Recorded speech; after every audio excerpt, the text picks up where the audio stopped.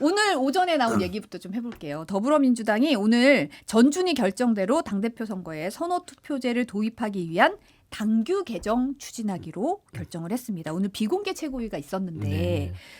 구두 동의로 결정을 했어요. 이의 없이 표결 없이 이제 그냥 구두 동의로 결정을 한 거고 앞서 사실 전준희는 이거 당원 당규 위반이라고 보기 어렵다라고 넘겼는데 최고위에서 친청계 최고위원들이 이거 위반이다 이러고 반발하고 있는 상황이었잖아요. 어떻게 보십니까? 일단 사실상 전준희가 판단한 게 맞아요. 전준희에서 당원 당규 위반이 아니더라고 했던 것이고 전준희에 있는 분들이 외부인도 아니라 사실상 모두 그 민주당의 당원 당규를 잘 알만한 분들이 앉아 있는 겁니다. 그리고 민주당이 오랫동안 전당대회를 할 때 전준희를 구성해서 거기에서 결정한 사안들을 최고위와 당무위에서 사실상 의결이라고 하지만 추인해서 그냥 통과시키는 거거든요. 이번에 사실 선호투표제 논란이 있었던 게 참 의아했던 거죠. 근데 저는 선호투표제를 정말 부결시킬 생각으로 친청계 쪽에서 좀 실력 행사를 했던 게 아니라 전략적으로 활용했던 것 같아요. 전략적 활용. 그러니까 정청래 전 대표가 출마 선언 전에 사실 뭐 여러 사람들에게 핍박받는 어떤 이미지, 언더독 전략을 쓰기 위해서 선호투표제까지 불리한 상황에서 내가 나서고 있다. 그래서 유리한 상황에서 하는 선거가 아니기 때문에 당원들이 저를 많이 도와줘야 된다라는 읍소 전략으로 가기 위한 하나의 그냥 전략적 그 혼란이었지 사실 이거를 부여시킬 수도 없을 뿐더러 근거도 미약하다. 그래서 청년 최고위원 선출 부분들이 좀 부결된 게 좀 아쉽죠. 그런 것들이 좀 새로운 어떤 이번 전당대회의 어떤 제도로서 자리 잡았어야 되는데 그걸 부결하고 선호투표제만 통과된 부분들은 아쉽지만 그래도 이제 뭐 이제 곧 후보 등록이 있으니까 그런 부분들은 빨리 정리한 것들은 다행이다 그렇게 생각합니다. 그러니까 지도부가 결국은 당규 개정에서 시행 근거를 마련하는 쪽을 택한 거잖아요. 이제 네. 명문화를 한 거잖아요. 선호투표도 할 수 있다 이런 식으로 명문화를 한 건데 어떻게 보십니까? 친청계가 다수였잖아요. 최고위원회에서. 근데 이제 그냥 암묵적으로 동의를 했으니까 된 거잖아요. 물론 그중에 이성윤 의원은 중간에 자기가 나는 못 받아들이겠다라면서 뛰쳐나갔는데 근데 맞는 얘기인지 모르지만 이성윤 의원은 또 최고위원회 출마할지도 모른다. 그런 얘기가 있어요. 그럼 그건 좀 이상한 것 같아요. 그죠? 자기가 룰을 만드는데 입장을 표시하고 그다음에 사퇴를 한 다음에 다시 거기에 최고위원으로 나간다라는 거는 뭔가 좀 이상한 느낌은 좀 들긴 하는데 그거 뭐 제가 결정할 건 아니니까 알아서 잘 하실 것이고 결국은 뭐 이걸 계속 밀어붙이면은 뭐랄까 그 전준희가 내려진 결정에 대해서 승복을 하지 않는다는 것들이 너무 크게 부담이 되지 않았나 그런 생각이 들어요. 그래서 결국은 승인을 한 것 같긴 한데 뭐 청년 최고위원을 안 받아들였기 때문에 그 이렇게 어떻게 보면 이제 반씩 나누자 서로 주고받는 식으로 바터하는 식으로 하자라는 그런 결정이 내려졌나 그런 느낌이 드는데 혹시 전준위에서 또 아니다 이거 끝까지 가야 된다라고 얘기하면 어떻게 될지 그건 잘 모르겠네요. 일단 말씀하셨듯이 이성윤 최고위원은 지금 상태에서는 최고위원직을 수행하기 어렵다라고 반발해서 사퇴를 했고 출마해야 돼서 우리. 근데 한 달밖에 안 남았는데 뭘 거기다가 지금 아니 그리고 출마해야 돼요. 출마하려면 내려놔야 됩니다. 박규환 최고위원 같은 경우는 솔로몬 재판정에선 엄마의 심정으로 소신을 내려놓은 거다. 정청래 지도부 1년을 관통해온 선당후사 정신에 따라 다수의 권리를 포기하고 소수 뜻을 받아들이기로 했다. 이거 소수결이다. 이런 얘기를 했어요. 정청래 전 대표는 SNS에 당의 결정을 쿨하게 수용한다. 이렇게 글도 올렸더라고요. 네. 장사 다 했으니까 쿨하게 내려놓는 건데 저는 그 박규환 최고나 박지원 이제 의원이 됐죠. 그 지명직 최고들도 당 대표가 이제 정청래 대표 시절에 지명이 됐으면 정무직 최고위원이에요. 같이 내려놓는 그런 제도적인 방안도 마련이 돼야 된다. 이게 새로운 지도부에서 좀 임명이 돼야 되는 그런 상황도 있을 것 같은데 사실 이게 이제 이해충돌의 문제예요. 연임이라는 부분들이 그렇게 이 정당사에서 그렇게 흔치 않은 일로 예전에는 여겨졌었는데 연임 도전을 하는데 전임 지도부가 임명한 지명직 최고가 계속하는 거는 예를 들면 단수 조항이 있어야 될 것 같아요. 그러니까 직전 지도부가 연임을 할 때는 지명직 최고는 같이 사퇴하는 걸로. 그러면 이해충돌의 여지가 없어질 거 아닙니까? 사실상 근데 지금 현재 전임 지도부가 임명한 지명직 최고가 그 지도부의 대표를 했던 사람의 편을 들으면 이거는 완전히 노골적이잖아요. 그래서 이거는 형평성에도 맞지 않기 때문에 그만두는 게 맞다. 무슨 마치 대단한 인심 쓰는 마냥 무슨 선당구사 운운하는 것 자체도 좀 이게 참 이해가 안 돼요. 아니요 모르겠어요. 근데 그거 그렇게 되면 의결 정족수는 어떻게 돼요? 그 지금 2명을 최고위원을 임명하잖아요. 네. 지명직 최고위원 2명이잖아요. 그리고 만약에 당 대표가 뭐 나간다 이렇게 되고 그다음에 그러면 또 거기서 한두 명만 나가면 아예 그 저 의결 정족수가 안 될 것 같은데 9명 중에서 7명 중에서 3명이니까 4명 정도 되는 거죠. 그러니까 그 저 전체 숫자에서 따지는 게 아니라 줄어든 숫자에서 따지나요? 그렇죠. 그것도 법적인 논란이 좀 있을 것 같긴 네. 한데. 아니 모르겠습니다. 그거야 뭐 지금 당장 이루어질 건 아니니까. 아무튼 지금 뭐 그 민주당 내에서 8월 17일 날 이제 경선이 치러질 텐데 앞으로 한 달 동안 무슨 일이 벌어질지 진짜 뭐 지금까지도 지금 보면은 선을 그냥 달랑달랑 넘을랑 말랑 이미 많이 넘었어요, 사실은. 그런 일들이 조금 이따 뭐 얘기하겠지만 그 정청래 대표가 내가 그 사실은 강득구 의원하고 그 다음에 홍익표 정무수석하고 그때 만났다 이렇게 그냥 얘기를 해버렸잖아요. 이것도 사실은 이게 뭐지? 왜냐면 그때 당시 홍익표, 강득구 두 분 다 부인했단 말이에요. 그리고 강득구 의원이 김민석 총리로 보이는 사람한테 이거 보이내는 게 그게 문자가 잡혔었는데 다 부인을 했었는데 지금 이제 경선 막 시작되고 있는데 그때 사실 만났거든.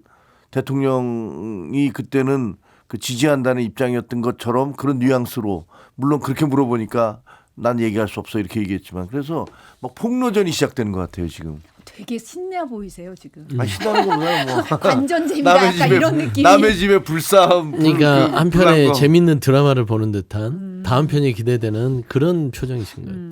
근데 지금 보면은 옛날에 거기도 우리 할 때 그랬어요. 뭐 인생은 드라마예요. 정치는 드라마예요. 지금 오늘 나온 결정이 하나는 이제 선호투표제 도입을 위한 당원 이제 당규 개정 추진하기로 한다. 이거는 표결 없이 구두 동의로 이의 없어서 그냥 통과를 됐다 그러고 청년 최고위원 도입 같은 경우는 이거는 부결됐어요. 이건 표결 갔다는 얘기잖아요. 최고위에서 부결돼서 청년 최고위원 부활이 무산됐습니다. 이에 대해서 친명계 최고위원들은 이거 시대 정신을 망각한 거다. 당 지도부 자격이 없다. 이렇게 비판했고 김용전 민주연구원 부원장이 청년 최고위원을 당원의 손으로 뽑자는 안이 부결됐다. 이 부끄러운 선택은 부끄러운 줄 알아야 한다. 이거 이러고도 청년더러 민주당을 찍어달라고 할 수 있겠느냐. 부끄러운 선택으로 끝끝내 남을 거다. 이렇게 강하게 비판하는 글을 SNS에 올렸습니다. 이 부분은 어떻게 저도 보세요? 같은 의견이에요. 김용 전 부원장이 맞는 말을 했고 지금 현재 민주당이 정신 차려야 되는 게 청년에 대한 2030의 어떤 지지를 얻겠다고 하면서도 얻어야 되는 당면 과제가 있음에도 불구하고 지금 청년 최고의 선출을 가지고 이런 식의 결정을 했다는 거 부결 정치적으로 그냥 셈법에 따른 거 아닙니까? 저는 친청계 의원들이 이율배반적이라고 생각하는 게 당원 1인 1표제 주장했던 게 정청래 전 대표 아니에요? 당원들이 선택하게끔 하는 폭을 넓혀주겠다는 거예요. 최고위 지도부도. 그러면 그 의미에 부합하려면 청년 최고위는 사실상 당원 당규를 개정해서라도 빨리 신속히 개정해서라도 당원 1인 1표제로 선출하게끔 하는 게 취지에 맞잖아요. 그런데 말은 1인 1표제 그렇게 당원 주권주의 하면서 이 청년 최고는 임명직으로 하겠다는 그런 논리는 뭡니까? 결국엔 나중에 본인들이 지도부가 되고 나서 수적 우위를 친청계로 채우겠다는 그런 포석 말고는 이해가 안 되잖아요. 부끄러운 줄 알아야죠. 이게 당원을 속이고 정말 국민을 속이고 청년들을 우롱하는 거잖아요. 청년들이 언제 자리 달라고 했어요? 최소한 선출될 수 있는 판이라도 깔아주라는 소리인데 이걸 지명직으로 하겠다고 친청계가 하면서 이거 부결했다는 자체가 저는 김용전 부원장이 분노할 만하다. 저는 그렇게 생각이 돼요. 그 재밌는 거는 그 김보미 후보라고 이번에 당대표에 출마를 했더라고요. 네. 강진군 의원이었어요. 그리고 뭐 최연소 시 군의회 의장 했던 뭐 그런 분인 것 같은데 그분이 이제 그 새 후보 그 386 출신에 이제 686이 됐지만 새 후보를 앞에 놓고서 막 그 굉장히 강한 질타를 하더라고요. 민주당에는 청년이 어디냐. 청년이 없는데 미래가 어디냐. 그리고 민주주의가 어딨냐 뭐 이러면서 엄청나게 공격을 하는데 저는 그거 보면서 상당히 약간 부럽기도 하고 충격을 받았어요. 저게 청년 정치지. 저렇게 그 여의도에서 어슬렁어슬렁 대면서 오후 2시에 그 권력의 부스러기나 쫓아다니는 그게 아니라 저렇게 자기가 풀뿌리로 바닥에서부터 올라오면서 열심히 일해서 재선되고 뭐 평가받고 의장도 되고 그다음에 저렇게 평당원으로서 당대표 출마하는 거 저것도 참 보기 좋다라는 생각이 들었는데 아마 이분이 만약에 청년 최고위원에 있으면 이런 분 나갔으면 됐을 것 같아요. 그래서 저는 청년 최고를 뭐 남의 당 일이긴 하지만 우리 당 같은 경우는 청년 최고위 있거든요. 그래서 청년 최고 제도는 직선제는 부활하는 게 당을 위해서는 좋을 것 같다. 더구나 민주당이 이제 2030으로부터 상당히 외면받고 있잖아요. 그러니까 그런 부분을 해소하기 위해서라도 도입하는 게 좋지 않을까 싶은데 뭐 기각이 됐다니까 뭐 부결이 됐다니까 그건 뭐 제가 뭐라고 할 수는 없는 거죠. 그러니까 이제 청년 최고에 대해서 한 말씀 덧붙이면 이게 청년 최고위에 대한 입장을 가지고 저는 그 표대결의 최고위원회에서 벌어질 가능성이 커요. 그러니까 정말로 민주당이 나아갈 방향이 2030에 대한 마음을 얻고 같이 공감하는 그런 상황에서의 어떤 문제 제기를 하는 분들이 저는 최고위원이 돼야 된다고 봅니다. 친청계, 뭐 친명계 이런 식의 그 어떤 계파에 편승해서 표를 얻어가기 위한 계산식보다는 정말로 어떤 민주당이 가야 될 방향에 개혁의 방점을 두는 분들 이런 분들이 저는 최고위원회 입성해서 뭔가 앞으로의 문제점들이 지적하고 목소리를 내야 되지 않냐. 그래서 저는 이번에 김용준 부원장이 사실 뭐 이제 대통령하고 매우 친하고 측근이라고 알려져 있지만 저는 대통령을 팔지 않아요. 김용준 부원장이 의외로. 그냥 어떤 개혁이라든지 민주당이 나의 비전 부분들을 얘기하는 걸 보고 김용준 부원장이 부각될 가능성이 크구나라는 어떤 가능성을 좀 크게 봤다. 그런 말을 붙이고 싶습니다. 진희님이 치열한 싸움과 불안한 눈빛과 그걸 지켜보는 나라고 댓글을 남겨주셨는데 민주당 정청래 전 대표가 어제 국회에서 당대표 출마 선언을 했습니다. 영상 잠깐 보고 얘기 나눌게요. 지금까지 그래왔듯이 앞으로도 당정청 원팀 원보이스로 이재명 대통령 곁을 끝까지 지키겠습니다. 두고 보십시오.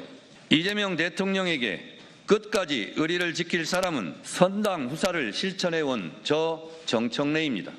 당대표직을 이용해 대선에 출마하지 않겠습니다. 대선 승리의 기획자가 되겠습니다. 이재명 대통령을 끝까지 지킬 사람은 저 정청래라고 확신합니다. 저는 이재명 대통령과 민주당을 지킬 테니 당원들께서는 저를 지켜주십시오. 가장 많이 했던 말이 당원, 개혁, 이재명 이 세 단어를 가장 많이 언급을 했더라고요. 그리고 지킨다라는 표현도 굉장히 많이 나왔어요.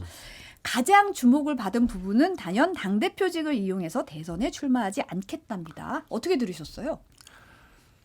좀 이해가 잘 안 되더라고요. 아니 대통령 대한민국에서 제일 강한 사람 아닙니까? 누가 대통령을 왜 지켜요? 자기나 지키셔야지. 뭘 대통령을 지킨다고 그러지? 그것도 좀 이해를 할 수가 없고 그리고 저를 지켜주십시오 뭐 이렇게 얘기하잖아요. 아니 정치인이 국민을 지켜야지 무슨 국민한테 자꾸 정치인을 지켜달라고 그럽니까? 그것도 좀 이해가 되지 않더라고요. 그래서 이게 한 가지고 또 하나는 뭐 대선 출마하지 않겠습니다. 누가 물어봤냐고요. 아니 지금 벌써 2030년에 앞으로 4년 뒤에 있을 대선 출마를 가지고서 왜 벌써부터 그런 얘기를 하는지 그게 이해가 안 되는 게 예를 들면 저희 같으면 그럴 수 있잖아요. 국민의힘 같은 경우는 나 이재명 대통령 빨리 끝났으면 좋겠어. 그러니까 자 빨리 이거 다음 우리 후임 그 예를 들면 차기가 누가 될까 이런 얘기 뭐 할 수 있어요. 예를 들면 지금 뭐 오세훈 한동훈이 뭐 생활에 돌아왔으니까 이 사람들이 이제 앞으로 보수의 차기 주자가 될 것이다. 뭐 그렇게 얘기할 수는 있겠죠. 우리 당에서는 야당이니까. 근데 여당 내에서 지금 이제 2년 차 들어갔는데 앞으로 그 정확히는 4년 정도 남은 2030년 아니에요. 근데 2030년에 있을 대선을 놔두고서 뭐 나는 대선에 나간다 안 나간다 그런 얘기하는 것 자체가 그러니까 지금 대통령 임기가 너무 길어서 지겹다고 생각하나? 왜 그런 얘기를 하지? 농담 삼아 이렇게 공격을 받을 수도 있잖아요. 그래서 무슨 선거에서 앞으로 우리 당이 어떻게 나갈 것이고 국회를 어떻게 만들어갈 것이고 국민을 위해서 뭘 할 것이고 이런 얘기를 하지 않고 나는 충성을 하겠습니다. 끝까지 지키겠습니다. 대통령을 이런 얘기만으로 계속 이어지는 거는 이거는 국민에 대한 불충이다라는 생각이 들고 그 대표 출마 보면서 그렇게 얘기하면서 또 김어준 방송에 나가서 대통령 뒤통수 치는 얘기는 막 하시더라고요. 뭐가 좀 앞뒤가 안 맞는다라는 생각이 들었어요. 그러니까 어떻게 표현해야 되죠? 이 말과 마음속에 품은 마음이 다를 것 같다라는 느낌이 드는 메시지였어요. 예를 들면 방금 자료화면에 정청래 전 대표가 지금까지 그래왔듯이라고 했어요. 지금까지. 지금까지 그래왔듯이 만약에 연임의 도전에 성공하면 이재명 대통령 국정 운영 힘들어집니다. 지금까지 1년 동안 힘들었어요. 저는 사실상 그게 평가가 본인들 스스로는 나는 잘했는데 왜 이재명 대통령이 인정 안 해줘 이런 건데 이거는 받는 사람이 느낌이 좋아야지 주는 사람이 이건 내가 주는 거는 다 좋게 받아들여야 돼 강요할 수는 없는 거잖아요. 그래서 저는 사실 자꾸 이재명 대통령을 스토킹하고 인질 잡아서 뭔가 본인의 뜻을 이루려고 하는 느낌? 지금까지 그랬더니 당정청이 잘 돼왔다. 그건 본인 생각이지만 대통령 불편해함을 최근에 사실 점잖하게 글로써 얘기를 했다. 책임 좀 져달라고 했는데 안 했잖아요. 보안수사권 숙고해달라는데 안 했잖아요. 그다음에 또 말씀하는 거 선당우서를 해왔다. 선당우사를 정말로 했었으면 이번에 연임 도전하면 안 되죠. 선당우사의 뜻이 뭐냐면 다소 본인이 옳은 점이 있다 하더라도 당을 위해서 당의 안정을 위해서 희생하는 걸 선당우사라는데 연임 도전이 희생이에요? 희생 안 하잖아요. 난 한치도 희생할 생각이 없어. 나 연임 도전에서 당대표 할 거야. 근데 무슨 선당우사예요. 그냥 이것도 거짓말이에요. 안 맞아요 앞뒤가. 그다음에 보면 당대표를 이용해서 대선에 출마하지 않겠다. 이거는 말장난이에요. 당대표 임기는 28년까지입니다. 대선 출마는 2030년이에요. 이 얘기는 언제 해야 되냐면 이번에 연임 도전 안 했다가 2028년도에 당대표 출마하면서 해야 될 말이에요. 근데 대선 얘기를 꺼내버렸어. 대선 얘기를 꺼낸다는 자체가 이 선거 이번에 2026년 집권 2년 차의 전당대회를 대권, 대선 이 아젠다를 끌고 가겠다는 아주 고약한 프레임이 들어가 버렸습니다. 이제 정청래 전 대표만 얘기할까요? 자, 송영길 의원, 자, 김민석 의원 대권 출마할 겁니까? 대선 어떻게 할 겁니까? 이제 이렇게 얘기들이 나올 겁니다. 정청래 전 대표는 나오지 않는다고 했어요. 자, 김민석 전 총리 얘기하세요. 대권 생각 있으세요? 송영길 의원 얘기하세요. 지금 집권 2년 차에 무슨 대권 얘기를 해요. 전당대회에서. 그거는 2028년도 대선을 앞둔 집권 3년 4년 차에 얘기할 문제를 꺼내들어서 대통령을 곤란하게 만든 아주 고약한 프레임이다. 이게 뭐 반명이 아니고 무슨 친명입니까? 철저하게 반명 행세를 하는 거예요. 근데 교묘하게 당원들한테는 내가 사심 없이 이재명 대통령을 지키겠다라는 현혹의 메시지를 낸 것이다. 그리고 사실 당원들한테 대통령을 지켜주십시오 얘기하면 안 돼요? 직거래하면 안 돼요? 왜 본인이 대통령을 지키고 당원들은 본인을 지키라고 얘기하죠? 당원들한테 호소하세요. 본인은 대통령의 어떤 직권에 대한 어떤 뒷받침을 할 테니 당원들께서 더더욱 힘을 보태서 대통령을 지켜주십시오 하면 되는데 이부원화 시켜요. 내가 중간에서 조금 당원들의 지지는 갖고 갈 테니까 대통령은 좀 빠져 있어라 이런 느낌이라서 이게 최소한의 어떤 그 대통령의 순수한 마음을 지키겠다는 메시지를 치고는 마음에 품는 게 조금 의무감이 있다. 그래서 대통령이 되게 불편해할 메시지다. 지금 댓글로 너무 정청래 대표를 공격하는 것 같다. 누가 공격해요? 지금 이제 약간 그런 지적이 나와서 있는 그대로 얘기하는 거예요. 정청래 전 맞는 거죠, 대표가 오늘 오전에 김어준의 유튜브에 겸손은 힘들다 뉴스공장에 출연을 했는데 요 선언에 대해서 당대표 시절에 무슨 일만 하려고 하면 연임하려고 그러지 이러니까 이번에는 당대표가 당선이 되면 무슨 일을 해도 대선 행보라는 공격이 들어올 것 같아서 차단해야겠다고 생각을 했다. 그러니까 원래는 안 하려고 그랬다. 뭐 김치국 마시는 것도 아니고 좀 뜬금없어서 안 하려고 했는데 당대표가 되는 순간 그 선상에 올라갈 수가 있다. 그러니까 대선 출마 생각이 없다면 미리 선언하고 가는 것이 좋겠다라는 소원을 좀 들어서 그래서 이 얘기를 한 거다라고 설명을 했어요. 아주 부적절해 보여요. 아주 부적절. 그러니까 그런 얘기가 만들어낼 파장 같은 것들 아까 얘기한 대로 다른 후보들한테도 정청래 후보는 대선 안 나간다 그러는데 저 두 분은 나가실 거예요? 이런 얘기들 같은 것들 사실 이번에 당대표 선거와는 아무 상관없는 그런 얘기들이 기자들로부터 질문이 나올 수도 있고 거기에 대해서 답변을 해야 될 그런 처지가 될 수도 있어서 제가 보기에는 그 굉장히 부적절한 그런 발언을 한 거라고 생각이 되어지는데 거기에 대해서 이제 본인이 이제 뭐 좀 뭐 연임 또 하려고 너 당대표 된 거 아니냐 하려고 했던 거 아니냐 근데 사실상 연임 하겠다고 나온 거 아니에요. 처음에 이제 뭐 그때 4년이 아닌 2년짜리로 나오는 거 아니죠 1년짜리로 나오는 건 뭡니다라고 했지만 결국 나오고 있어요. 그럼 그것도 이번에 얘기했던 것도 똑같은 현상을 빚을 수도 있는 것 같아요. 그래서 이거는 저는 뭐 사실 저는 국민의힘이기 때문에 민주당에서 어떤 분들이 되든 상관없어요. 그리고 어떻게 보면 그 정청래 대표가 워낙 또 강성이기 때문에 정청래 대표 같은 분이 당 대표가 되는 게 우리 당으로서는 더 좋을 수도 있어요. 왜냐하면 너무 극단으로 몰고 갈 테니까 그러면 국민적 지지도가 떨어질 테니까 그럴 수도 있는데 근데 뭐 여기는 패널로 나온 거니까 패널로 나와서 이렇게 얘기 들어보면 좀 논리적으로 좀 안 맞는 얘기를 하시는 것 같다라는 생각이 들어요. 근데 이제 송영길 의원이 얘기했던가요? 이게 이제 팩트에 가까운 얘기인데 정청래 전 대표가 약속을 안 지켰기 때문에 이런 비판을 제가 하는 겁니다. 그 정청래 전 대표가 정치인 정청래 제가 미워할 이유가 없잖아요. 태도와 행위에 대해서 이게 당의 안정과 혼란 두 측면을 봤을 때는 혼란을 가져오기 때문에 이러지 말라고 얘기하는 거예요. 뭐 정청래 전 대표를 지지하는 분들이 저를 욕하거나 뭐 쓰담스를 한다고 해도 되지만 최소한 이재명 대통령의 국정 운영에는 지금 정청래 대표의 연임 도전은 옳지 않다라는 것은 구도가 얘기해주고 있고 그리고 그가 연임 뭔 일을 할 때마다 연임할 거 아니야라고 말을 했으면 연임 안 해야 되는데 연임하잖아요. 말에 이율배반적이잖아요. 그게 부담됐으면 연임 안 했어야 되는데 연임 도전하잖아요.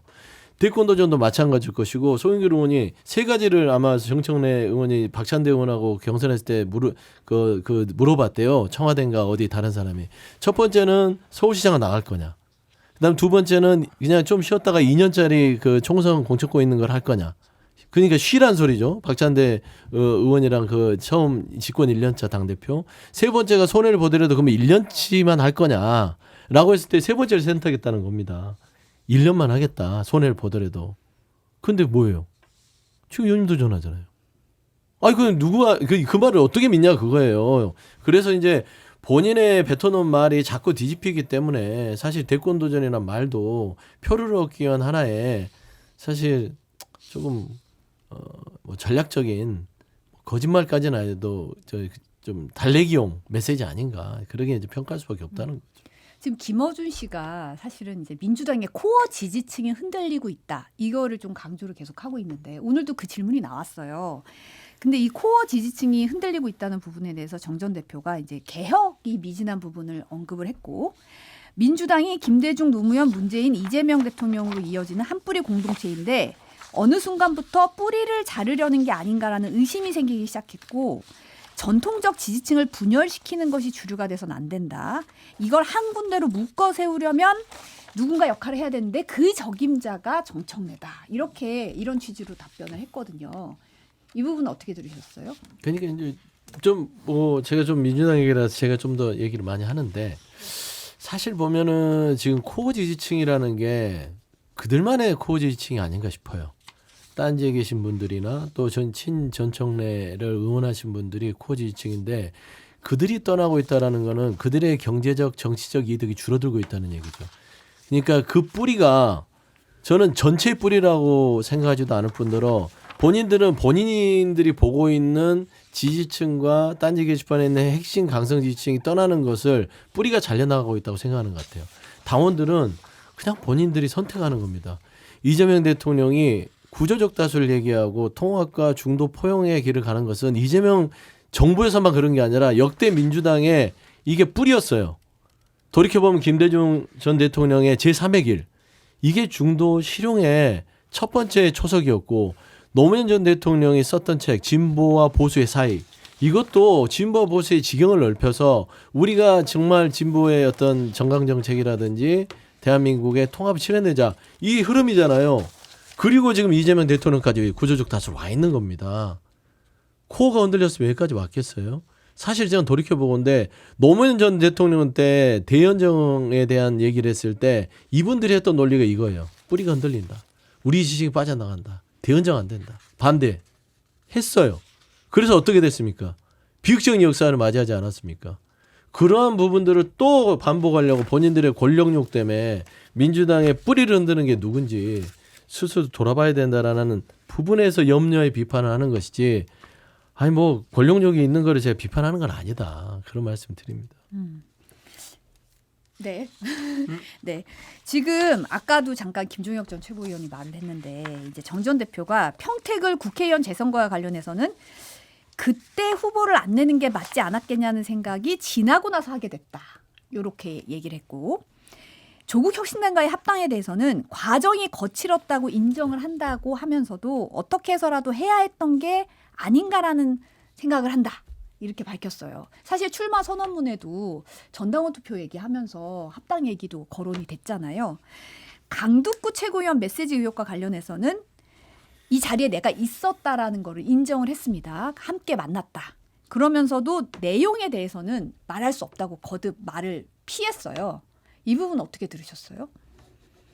일단 김어준 씨가 이제 양다리를 세게 타고 있다라는 생각은 들었어요. 왜냐하면 양다리요? 지난번에 김민석 총리 후보 불러서는 갑자기 그 CCTV가 등장을 했잖아요. 근데 그거 뭐 누가 봐도 어떻게 구했는지 밝히고 있지는 않지만 뭐 속된 말로 짜고 치는 고수도 파고 있구나. 그래서 김민석 후보한테 그 자기가 이제 변명할 수 있는 자기를 해명할 수 있는 그런 것들 충분히 판을 깔아주는구나 이런 생각이 들었는데 근데 그거는 이제 한 30 정도였다면 오늘이 이제 그 정청래 그 후보를 만나서 한 70 정도 판을 깔아주는 것 같더라고요. 근데 거기서 제가 인상 깊게 봤던 건 이렇게 물어보잖아요.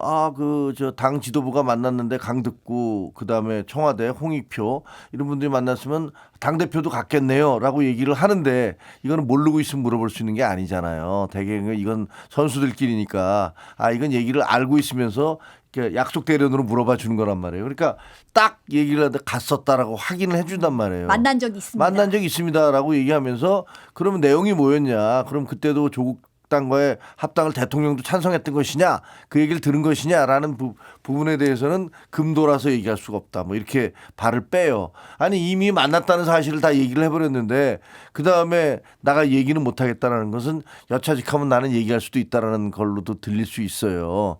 그러면 그때 당시에 강득구 홍익표 두 분은 만난 적 없다 확인할 수 없다 이렇게 나왔었거든요. 그러면 이게 상당한 심각한 문제가 될 수도 있어요. 그리고 공격을 받을 수도 있죠. 그때는 합당하는 거 찬성했던 거 아니야?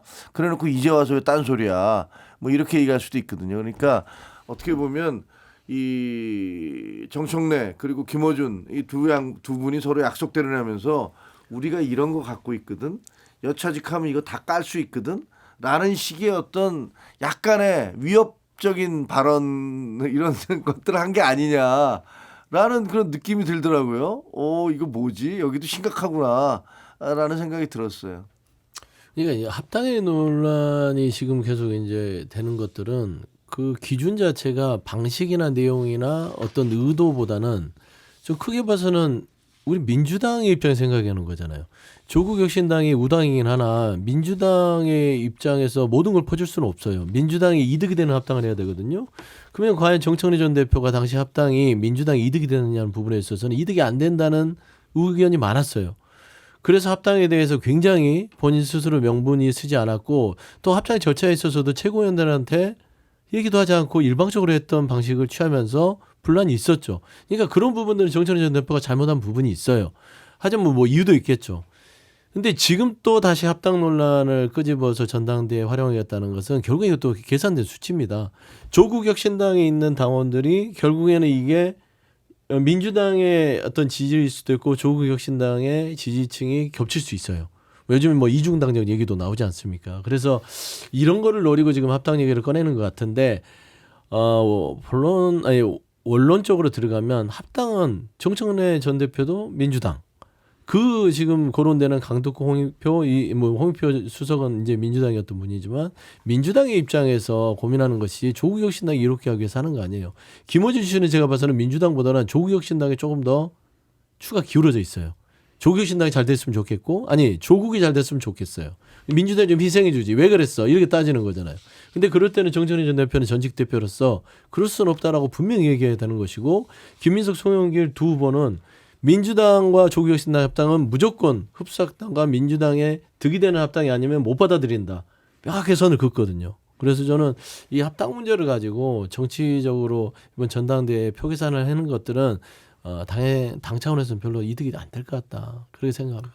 전체적으로 보면 김어준 씨는 그 정청래 대표에게 전 대표에게 조국 당과의 합당을 왜 안 했냐. 그거 잘못된 거다. 이거 가야 된다라고 계속 밀어붙이는 듯한 그런 분위기예요.